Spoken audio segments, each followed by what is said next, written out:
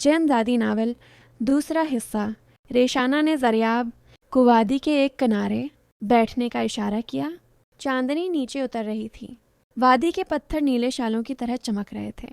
خاموشی میں صرف دور بہتے پانی کی آواز تھی۔ ریشانہ نے مدھم آواز میں کہا، زریاب، تمہیں یہاں ہرگز نہیں آنا چاہیے تھا۔ تم نہیں جانتے اس وادی کی حفاظت کون کرتا ہے۔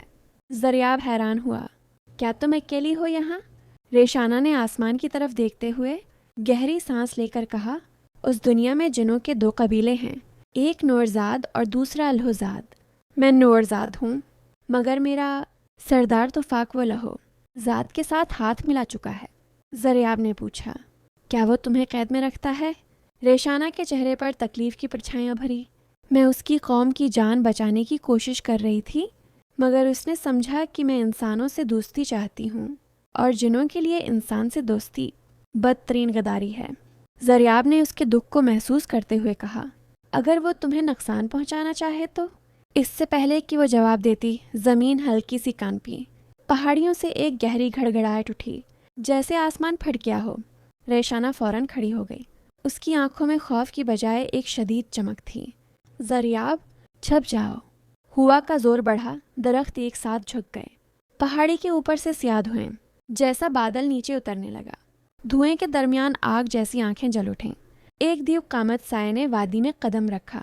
توفاق، لاہوزاد جنوں کا سردار۔ اس کے آنے سے وادی کی ساری نیلی روشنی دھندلانے لگی۔ زمین بکھری پڑی تھی، ہوا میں جولن کی سی بو پھیلی۔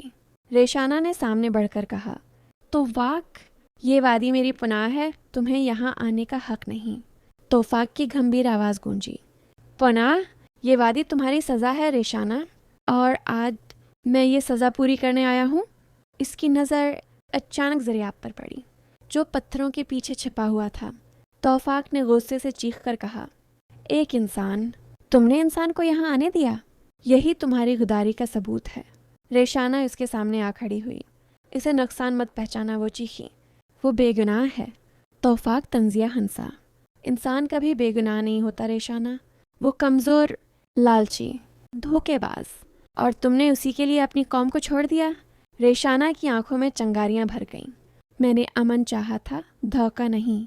توفاق نے ہاتھ پلنڈ کیا۔ ہوا میں جلتی ہوئی زنجیر نمودار ہوئی۔ اس کی آنکھ خون کی طرح سرخ تھی۔ وہ غرایا، آج یہ زنجیر تمہاری آزادی چھین لے گی، ہمیشہ کے لیے۔ زریاب کا دل زور سے دھڑکا۔ اس نے آگے بڑھ کر چیخ کر کہا، رکو، اسے تکلیف دینا چاہو تو پہلے مجھ سے مقابلہ کرنا ہوگا۔ توفاق نے ایک لمحے کو حیرت سے اسے دیکھا، پھر اس کے چہرے پر ایسی ہنسی آئی جیسے صدیوں بعد کوئی کھیل نظر آیا ہو۔ دلچسپ، ایک انسان جن زادی کی حفاظت کرے گا، پھر تو سزا دونوں کو ملنی چاہیے۔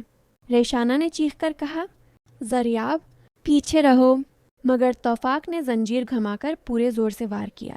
ہوا میں جلتی ہوئی آگ کا دائرہ بنا اور زمین لرز اٹھی۔ وار سیدھا زریاب کی طرف آ رہا تھا، اور ریشانہ نے اپنی پوری طاقت کھول دی۔